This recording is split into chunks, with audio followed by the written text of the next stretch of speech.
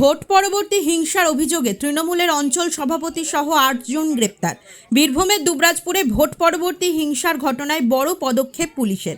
2021 সালের বিধানসভা নির্বাচনের পর সংঘটিত হামলার অভিযোগে এবার গ্রেপ্তার হলেন তৃণমূলের যশপুর অঞ্চল সভাপতি সহ মোট ৮ জন। অভিযোগ, দুবরাজপুর থানার কান্তর গ্রামের বাসিন্দা সুরেশ বাউরির বাড়িতে হামলা, মারধর, ভাঙচুর এবং প্রাণনাশের হুমকি দেওয়া হয়েছিল। বিজেপি করার কারণেই তার উপর এই হামলা চালানো হয় বলে অভিযোগ করেছেন তিনি।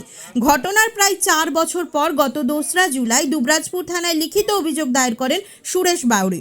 সেই অভিযোগের ভিত্তিতে তদন্তে নেমে পুলিশ তৃণমূলের যশপুর অঞ্চল সভাপতি মুন্সি মোজাম্মেল হক সহ মোট ৮ জনকে গ্রেপ্তার করেন। বুধবার ধৃতদের দুবরাজপুর আদালতে তোলা হলে মহামান্য আদালত প্রত্যেকের জামিনের আবেদন খারিজ করে 14 দিনের জেল হেফাজতের নির্দেশ দেন। এই ঘটনাকে ঘিরে এলাকায় নতুন করে রাজনৈতিক চর্চা শুরু হয়েছে। তদন্ত অব্যাহত রয়েছে বলে জানিয়েছে পুলিশ।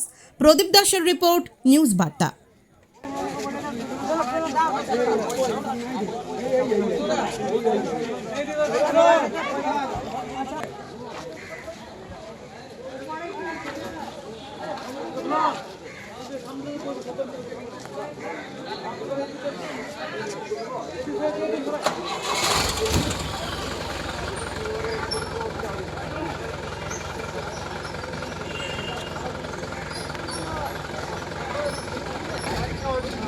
গাড়িটা বার করো।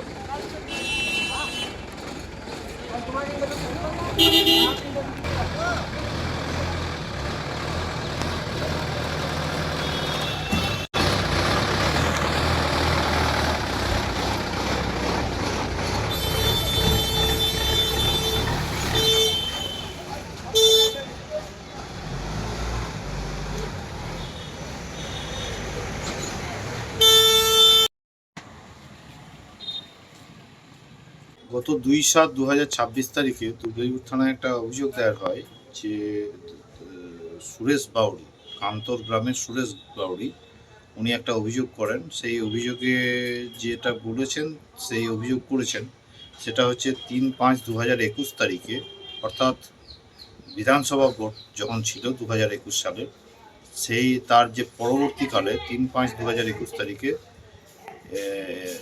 এই যারা অভিযুক্তরা অ্যারেস্ট হয়েছেন সকলে মিলে, এবং তার সঙ্গে আরও বেশ কিছু অভিযুক্ত রয়েছেন, তারা এই যে কমপ্লেনেন্টের বাড়িতে আক্রমণ করেন বিভিন্ন অস্ত্রশস্ত্র নিয়ে, এবং তাকে প্রাণে মেরে ফেলার চেষ্টা করেন এবং বাড়ির জিনিসপত্র ভাঙচুর চালান, হুমকি দেন। এই অভিযোগ পাওয়ার পর পুলিশ তদন্ত শুরু করেন, এবং তদন্ত শুরু করলে পুলিশ